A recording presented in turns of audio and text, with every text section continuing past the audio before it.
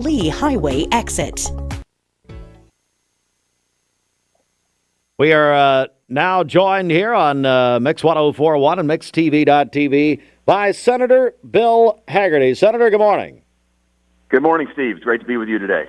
Well, thank you so much for carving out some time for us. I know you're extremely busy on this inauguration day. Just, Senator, you were a campaign co-chair in Tennessee for President Trump.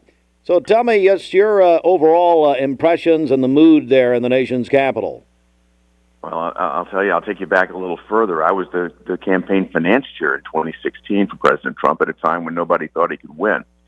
And, to see that journey from 2016 all the way to today, it's just been an amazing feat. And to see what they threw in front of him, Steve, I don't know any human being that could have withstood the type of incoming that Donald Trump took. You think about the lawfare, the attempted assassinations, the character assassinations that took place. They threw every hurdle in front of him that they possibly could, and he has continued to prevail. Now I think what we see is certainly an answer to the fact that 75% of Americans feel the country has been on the wrong track. And the optimism that I feel today, and I think everybody feels here, is that we're getting back on the right track again. So I couldn't be more excited about it. I think the energy and the enthusiasm here in the Capitol today are just enormous, and we're getting ready to turn the page on Marxism and get back to the greatness that America certainly can be. Of course, Senator Bill Hagerty, also the ambassador to Japan for President Trump, serving on the cabinet. Senator, so the president at a rally last night at the Capital One Arena there in D.C. Talked about today specifically, and actually along the campaign, or during the campaign and during the election season, talked about day one, the actions of day one. What are you expecting? What should we all expect from today with the new administration? Well, his team has been working on a series of executive orders that are going to go directly at some of the most critical issues facing the nation. First and foremost, of course, is the massive immigration crisis that we've got. We're going to see a state of emergency declared, which we have been in a state of emergency, Steve. You think about, the flood of over 10 million people, 15 million, who knows how many gotaways came in under Joe Biden's watch. The fentanyl that has come into our country and killed our children, 70,000 a year. You think about the crimes that have taken place here on our soil. The Lake and Riley Act, I hope, will pass this evening. That will basically underscore the fact that people come to this country illegally, commit a crime, they're going to be arrested and taken out. They're not going to be treated the way they have been under the Biden administration in these sanctuary cities.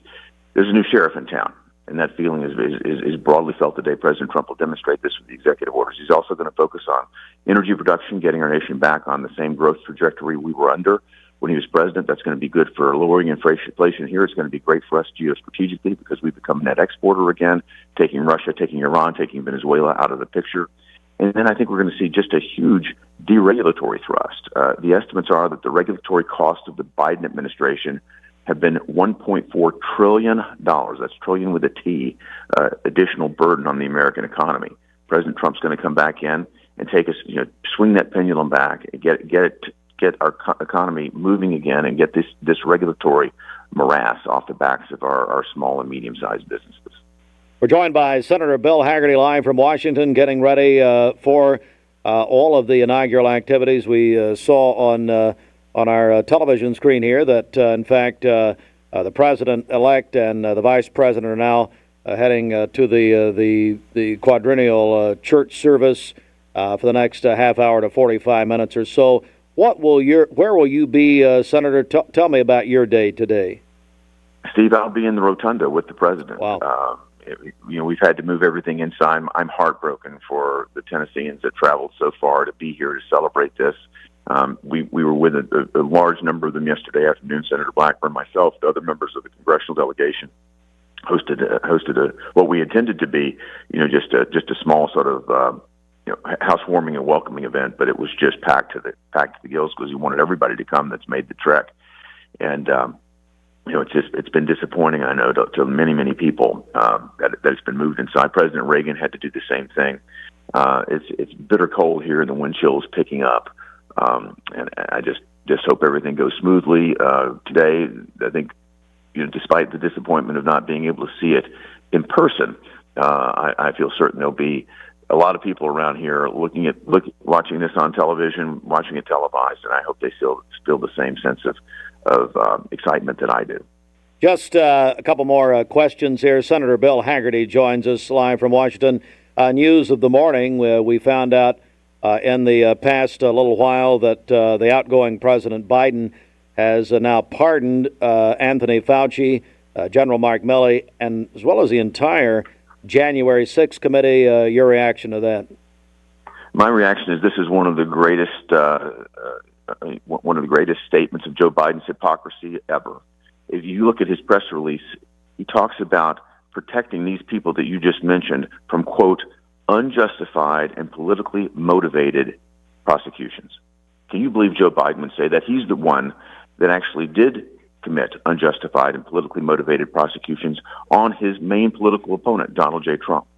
For Joe Biden to do this and to use this as the rationale is just hypocrisy to the highest degree.